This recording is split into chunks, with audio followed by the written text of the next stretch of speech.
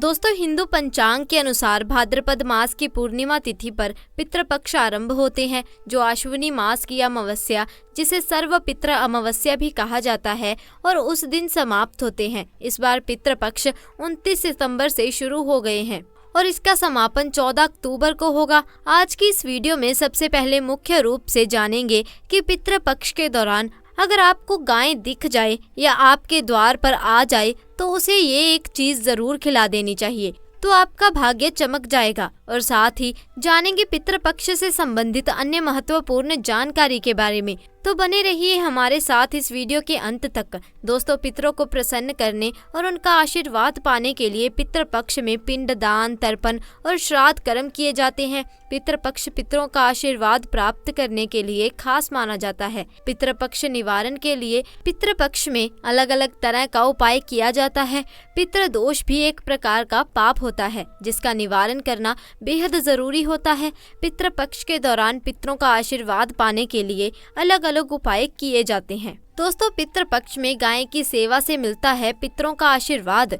हिंदू धर्म में गाय को माता का दर्जा मिला हुआ है। धार्मिक ग्रंथों में गाय को महत्वपूर्ण स्थान प्राप्त है। पितृपक्ष के दौरान गाय का दान करने से आपके जन्म जन्मांतर के पाप मिट जाते हैं। साथ ही पितरों का आशीर्वाद प्राप्त होता है।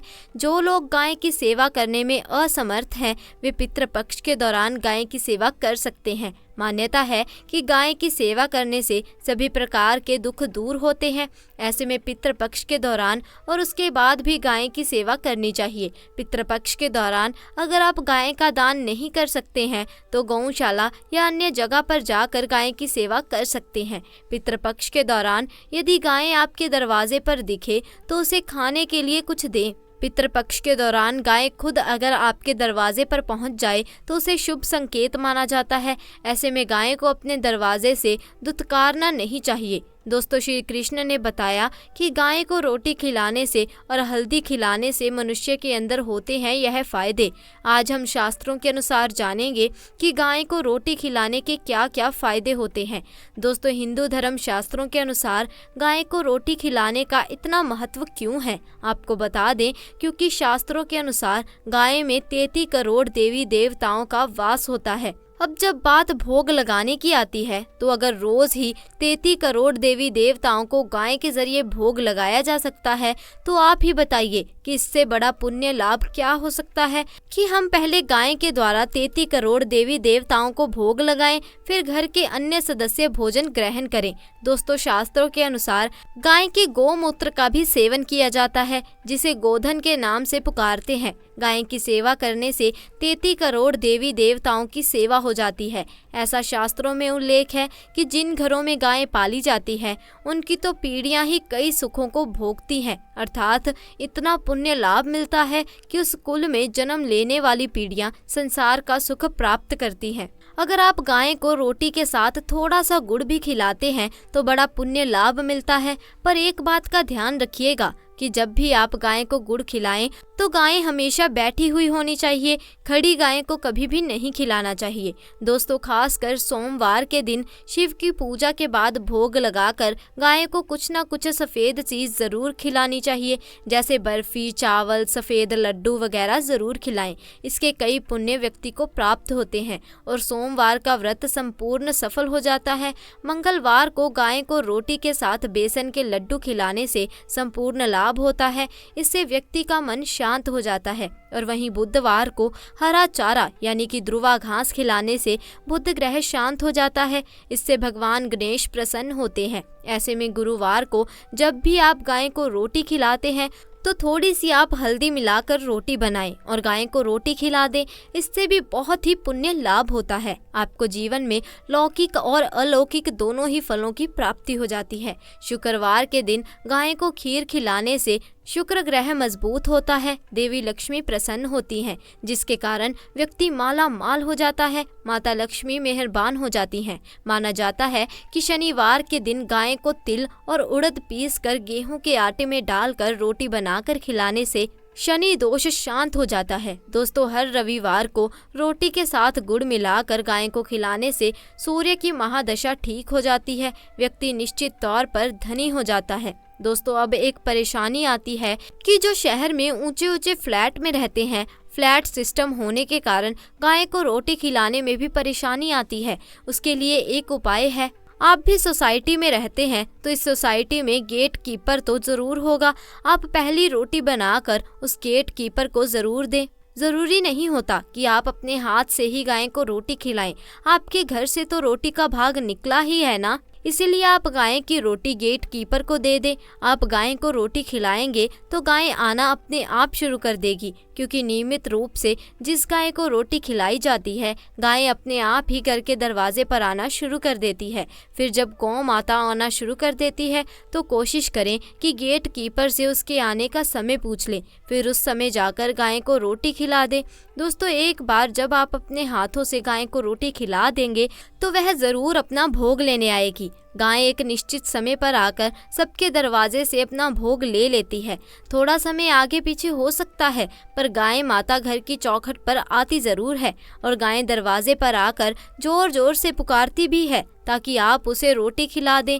तो ऐसे में दोस्तों पितृपक्ष के दौरान अगर आप भी गाय को रोटी खिला देंगे तो आप भी 33 करोड़ देवी देवताओं की सेवा कर पाएंगे और आपको इसका लाभ बहुत जल्दी मिलेगा।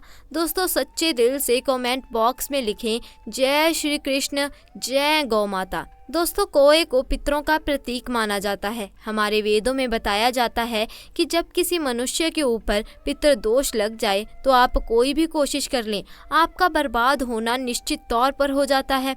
पितृपक्ष का लगना कोई मामूली बात नहीं है। मनुष्य के ग्रह दोष ठीक हो सकते हैं, परंतु पितृ दोष का ठीक होना बहुत मुश्किल होता है। इसीलिए पितृपक्ष में जीव जंतुओं को भोजन खिलाने की परंपरा है ताकि पितृ दोष कभी ना लगे। ऐसे में हम जानते हैं कि पितृपक्ष में अगर यह 7 संकेत मिल जाएं तो बड़ा ही शुभ और मंगलकारी माना जाता है। इससे यह पता चलता है कि आपके घर में खुशियां आने वाली हैं और पितृ दोष हमेशा के लिए समाप्त होने वाला है और आपके पितृ यानी पूर्वज आपसे बहुत प्रसन्न है। दोस्तों आगे बढ़ने से पहले कमेंट बॉक्स में ज़रूर लिखें ओम नमः शिवाय। दोस्तों नंबर 1, एक कौए का बार बार छत पर आना। पितृपक्ष में अचानक से छत पर कौआ आकर बैठ जाए और ज़ोर ज़ोर से काय काय करने लगे, तब आपको समझ लेना चाहिए कि आपके पितृ आपसे बहुत प्रसन्न है और जल्द ही पितृ दोष समाप्त होने वाला है। ऐसे में उसे कुछ ना कुछ खाने के लिए हर हाल में आपको देना चाहिए, क्योंकि यह आपके पूर्वजों के खुश होने का संकेत है। दोस्तों नंबर 2, पितृपक्ष में अगर अचानक से काली चींटी गोला आकार बनाकर घूम रही हो या लंबी लंबी लाइन बनाकर जा रही हो तो बड़ा ही शुभ माना जाता है। इससे यह पता चलता है कि आपके पितृ आपसे बहुत खुश हैं। ऐसे में आप चींटियों को कुछ मीठा पदार्थ या आटा ज़रूर खिलाएं। इससे यह भी पता चलता है कि आपके घर में धन लक्ष्मी का आगमन होने वाला है। दोस्तों नंबर 3, स्वप्न शास्त्र के अनुसार ऐसा माना जाता है कि यदि आपके सपने में बार बार आपके पितृ दिखाई देते हैं तो बहुत ही मंगलकारी माना जाता है। सपने में यदि वह आपको कुछ देते हैं तो आपको अचल संपत्ति धन प्राप्ति होने वाली होती है। पितृपक्ष में सपनों में माता पिता को देखना पितृदोष की समाप्ति का संकेत माना जाता है। जब आप ऐसा कोई सपना देखते हैं तो जीव जंतुओं को भोजन खिलाना ना भूलें। दोस्तों नंबर 4, पितृपक्ष में अचानक से कई सारी छिपकलियां अगर एक साथ दिखाई दे जाएं तो इसे बहुत ही शुभ संकेत माना जाता है। इससे यह पता चलता है कि आपके पूर्वज आपसे बहुत प्रसन्न हैं, क्योंकि छिपकली जीवन में होने वाले संकेतों को दर्शाती है। इससे बहुत कम लोग जानते हैं। दोस्तों नंबर 5, पितृपक्ष के दौरान अगर सपनों में सांप दिखाई दे जाए तो इसे बहुत ही अशुभ माना जाता है। इससे यह पता चलता है कि आपके ऊपर पितृ दोष लगा हुआ है। इसे आप मामूली ना समझें, तुरंत जीव जंतु को कुछ ना कुछ खाने के लिए जरूर दें। इससे पितृ दोष समाप्त होता है। नंबर 6, पितृपक्ष के दौरान अचानक से कौआ अपने मुंह में कोई तिनका या फूल आदि दबाकर आपके छत पर बैठ जाए तो बहुत ही शुभ संकेत माना जाता है। आपके पूर्वज आपसे प्रसन्न हैं। नंबर 7, माना जाता है कि पितृपक्ष के दौरान अगर कोई ब्राह्मण आपके दरवाजे पर आ जाए तो इसे भी पितृदोष समाप्ति का संकेत माना जाता है। ऐसे में आप उस ब्राह्मण को कुछ ना कुछ खाने के लिए चावल, आटा, धन वगैरह जरूर दें, क्योंकि यह आपके पूर्वजों के आने का संकेत है और वह आपसे प्रसन्न है, उस ब्राह्मण को खाली हाथ ना जाने दें, नहीं तो पितृदोष लग सकता है। इसके अलावा पितृपक्ष के दौरान अगर अचानक से गायें आपके दरवाजे पर आ जाए या फिर चौखट चाटने लगे या सींग मारने लगे, तो ऐसे में आपको समझ जाना चाहिए कि आपके ऊपर से पितृदोष जाने वाला है। ऐसे में आप गाय को खाली ना जाने दें, उसे रोटी ज़रूर खिलाएं। इससे यह पता चलता है कि आपके पूर्वज आपसे बहुत खुश हैं और जल्द ही आपको अचल संपत्ति की प्राप्ति होने वाली है। दोस्तों, ऐसे में हम जानते हैं कि कौन सी चीज़ें हैं जिनका पितृपक्ष के दौरान भूल कर भी सेवन नहीं करना चाहिए।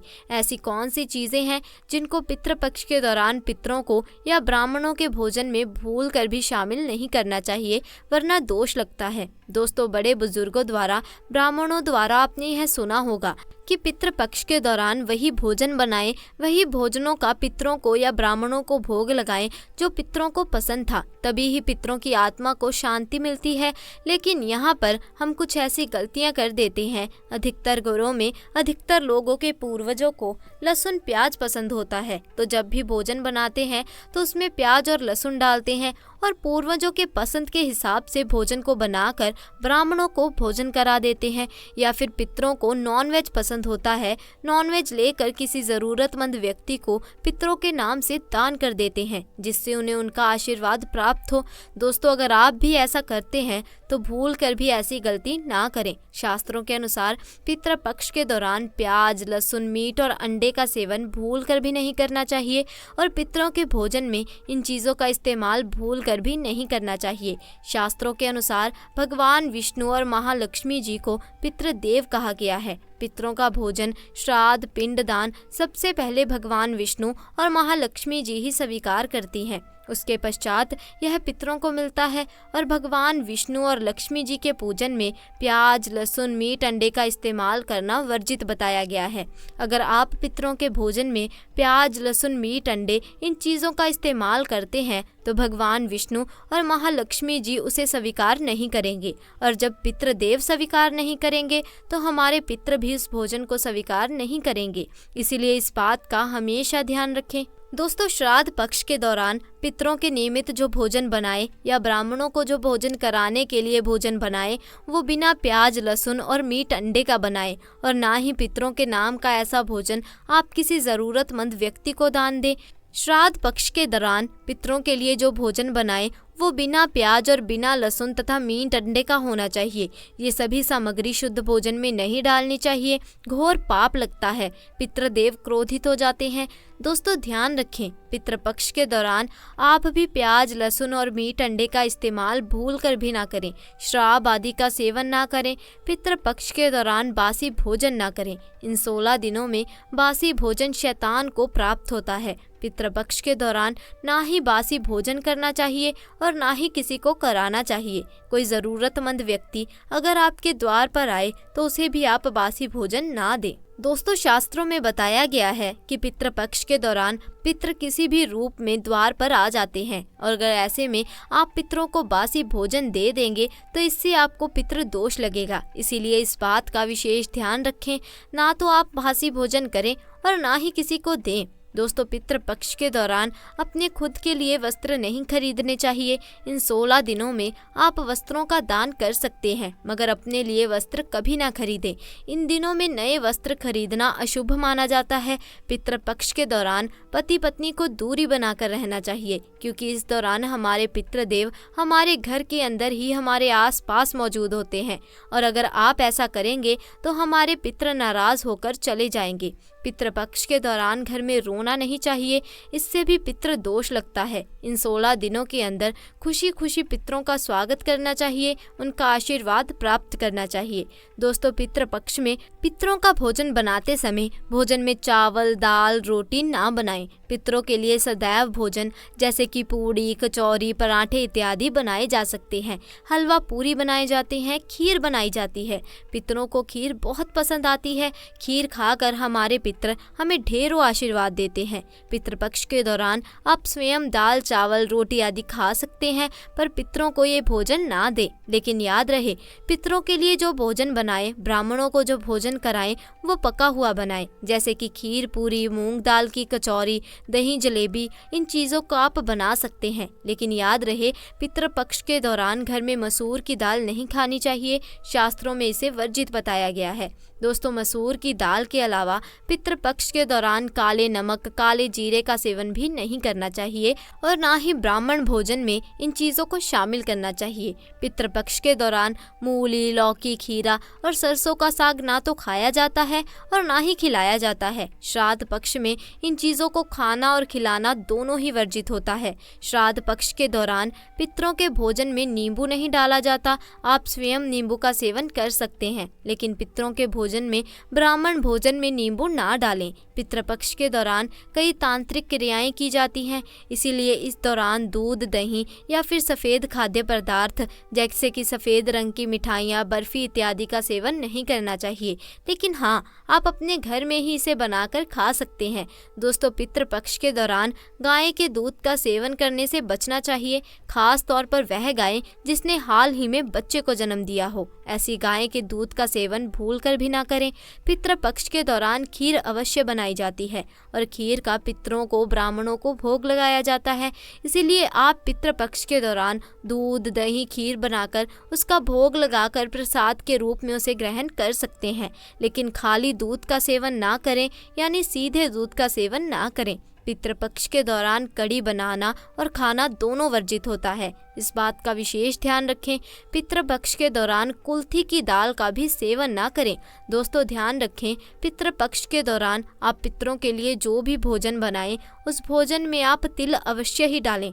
पितृपक्ष के दौरान आप पितरों के लिए जो भोजन बनाएं, ब्राह्मणों को जो भोजन कराएं या पंचबलि लगाएं या किसी ज़रूरतमंद व्यक्ति को पितरों के नाम से भोजन दें, उस भोजन में थोड़े से काले तिल अवश्य ही डालें। शास्त्रों के अनुसार जिस भोजन में काले तिल होते हैं वह भोजन पितृ ग्रहण करते हैं, लेकिन जिस भोजन में काले तिल नहीं होते उसे भूत प्रेत ग्रहण करते हैं। इसलिए इस बात का विशेष ध्यान रखें।